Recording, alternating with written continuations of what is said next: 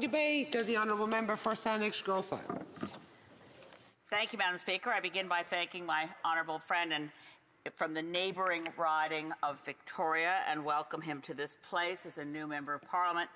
I'm going to start actually by answering a question that was directed to the Honourable Member for Victoria just moments ago, and that's to clear up some misconceptions. As a matter of fact, having been in the House all day through the debates, I'd like to dedicate the time I have to cleaning up some misconceptions.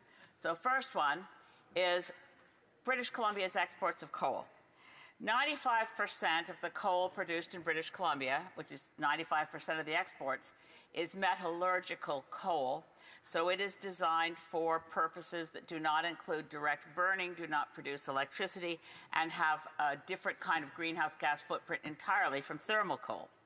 But it is an interesting story about thermal coal exports because although they're relatively minor, I think it's off the top of my head, $12 billion in exports in metallurgical coal to $2 billion exports of thermal coal.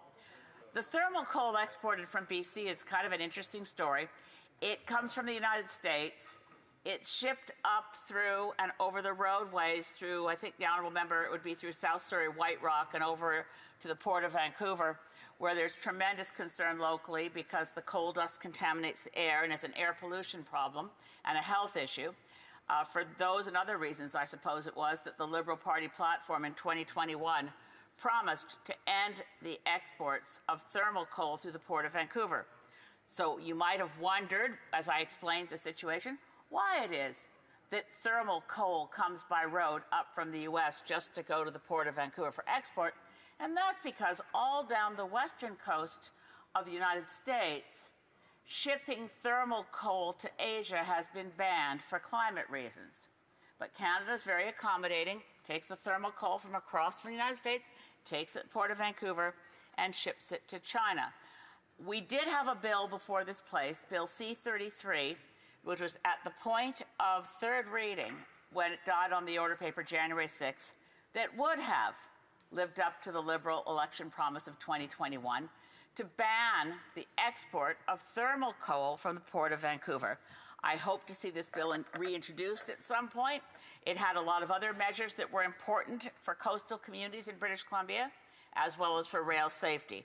Again, that's Bill C-33, as it stood ready to be passed at third reading, would have ended this practice of bringing U.S. coal for purposes of burning for electricity, which is the place where, as a number of speakers have mentioned, it would be best not to burn any thermal coal for electricity anywhere on the planet.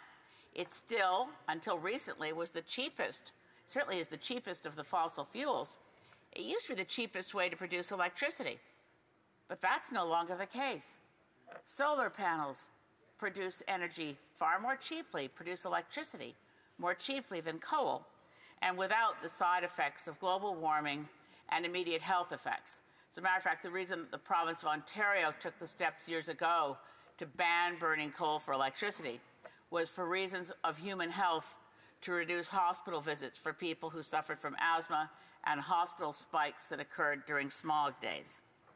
Another area to clear up a misconception, and this one's more complicated, is what's the difference between exporting natural gas when found in pockets, pools of actual natural gas, versus fracking for unconventional natural gas.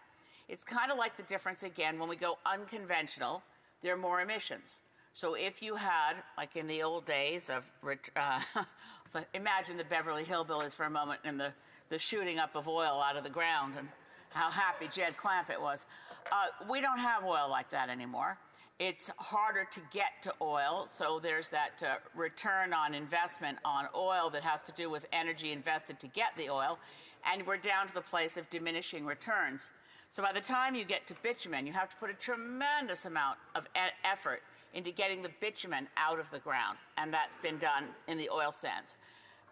Unconventional oil, another place where we see unconventional oil, is what blew up in Lac Mégantic, which was getting crude oil out of Bakken shale. Again, once you have to get fossil fuels out of layers of geological formation, it takes more energy to get it, it costs more, it involves more pollution. Back to natural gas. In British Columbia, our natural gas comes from fracking. Fracking has been now found to, in the areas where there's fracking, we do have earthquakes caused by the fracking. We also do have water contamination.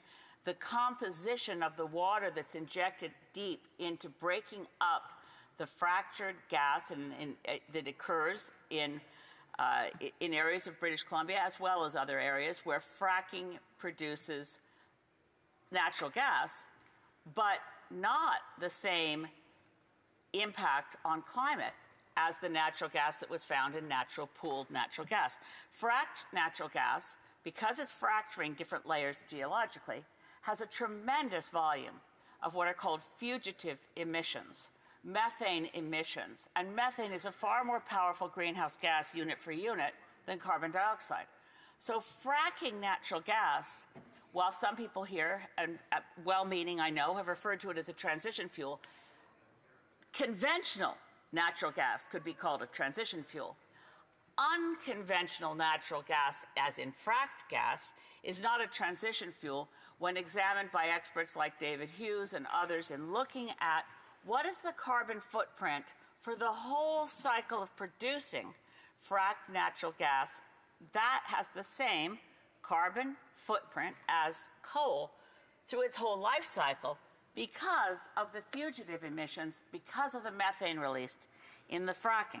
So the liquefied natural gas project that the Prime Minister has announced is on their short list for a project of national significance. As other members have pointed out, it was already through all stages of approval, so you can hardly say it's being fast-tracked, but you can't say it's Canadian either. It's a consortium of a number of companies from around the world. Petrobras of Malaysia, PetroChina, the People's Republic of China, one company from Japan, one company from Korea, and again, a very progressive alliance with the Haisla nation, but it's not Canadian. Back to other misconceptions. There's always been great talk of the East-West pipeline, and if only that had gone ahead. The difficulty there is that an East-West pipeline for dilbit would only succeed, and dilbit being diluted bitumen, because bitumen is a solid. When you dilute the bitumen, the only reason you're doing that is to get it to flow through a pipeline. And another misconception, I mentioned the explosion in Lac Mégantic. That was Bakken shale that blew up. It's appalling how negligent the shippers were, that nobody even realized when putting it on board a train that Bakken shale, if it blew up, would blow up and create a fireball and kill so many people.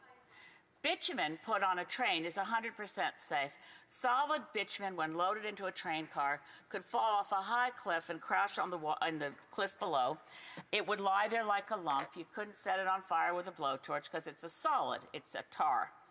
So now that we've built the pipeline, which the Canadian public paid for, $34 billion and counting, there was this great argument, speaking of misconceptions, that if we could only get our bitumen to Tidewater, we could get rid of this price differential because it was so unfair. It was because the bitumen was landlocked, so the story went, that we couldn't get a fair price for our bitumen compared to Western Texas Intermediate.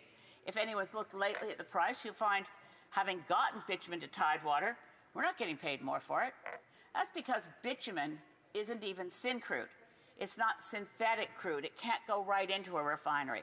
So wherever the shipped dilbit goes, when it gets to its destination, they have to remove the diluent. That's the dill part. Remove the diluent, which is fossil fuel condensates like naphthalene or even benzene. You have to remove that. Then you've got the solid lump of tar again. Then you have to put that through an upgrader. Once you put that through an upgrader, then you can refine it. East-West Pipeline, the Irving Refinery in St. John, New Brunswick, made it very clear they had no intention of ever building an upgrader. So at its endpoint destination, when that project was a live one and had a private sector proponent, it was to go on to tankers and leave the port of St. John, New Brunswick to go somewhere else. So what's happening now that we have the port at like what was the Kinder Morgan pipeline? We now have the port of Burnaby shipping out dilbit. And some of it is going to China. An astonishing reality is, as I said, it's a solid. One of the reasons we don't get more money for it now that it reaches Tidewater is it's still a product of inherently low value while it's very expensive to produce. So you get it all the way out over to China. About a third of what gets... I've been trying to signal the honourable member, but time is up.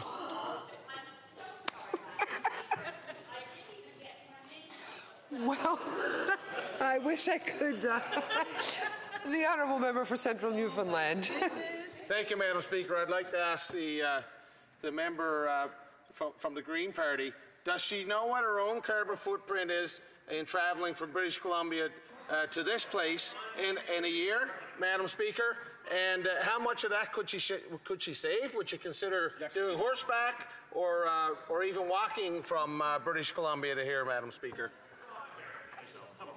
The honourable member for Saanich Gulf Islands. I'm very aware of my carbon footprint. That's why I buy carbon offsets, and I have not flown on a vacation or traveled on an airplane for any personal reason for the last 15 years. It's grievous to me, but I find that I'm able to be more effective as an MP and not stay home on Zoom. But thank you for raising the point. Questions et commentaires. The honourable member for Rivière-du-Nord. Thank you, Madam Speaker.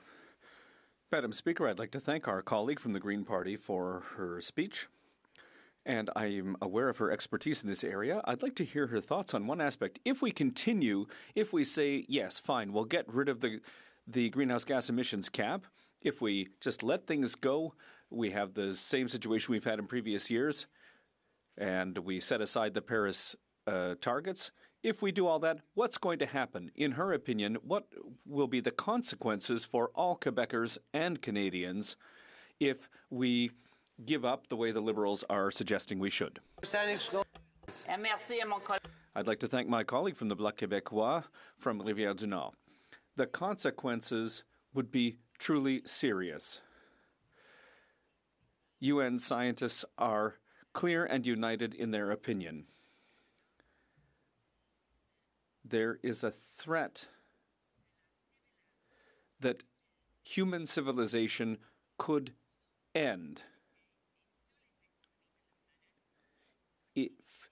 if all humans and all countries around the world ignore this threat. We need to act. Time is running out, but it's not too late. Comments, the Honourable Parliamentary Secretary, the Government Trustee. Yes, thank you, Madam Speaker.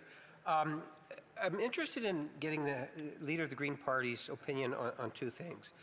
One is she's talked in the past about the decommissioning of pipelines, and the second one is with respect to the consequences of Canada not having oil or pipelines, the impact not only in terms of the current ones, but ones that may come in the future.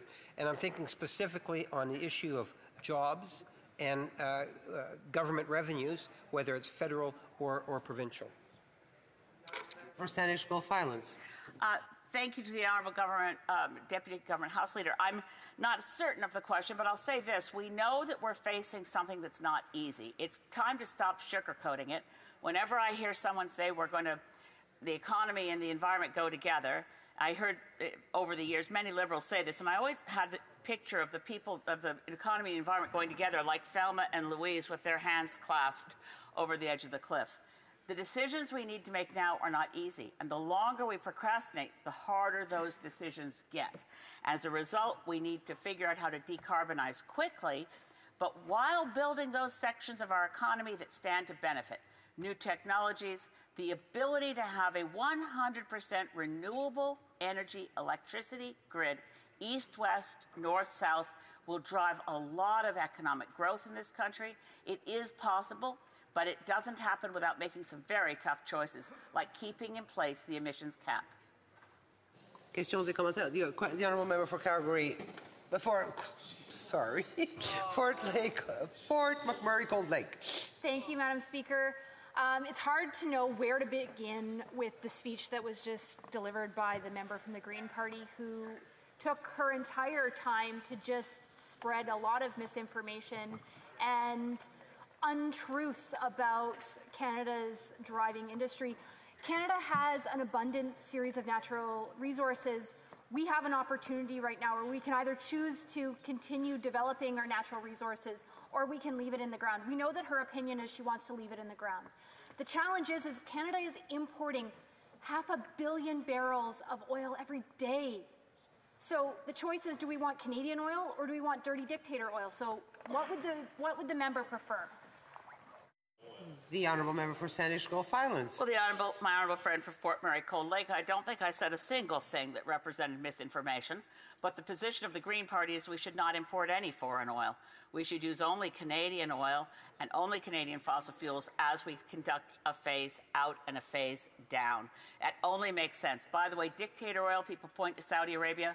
The only refinery in Canada that uses Saudi oil is, again, the Irving refinery I mentioned earlier. Resuming debate, the honourable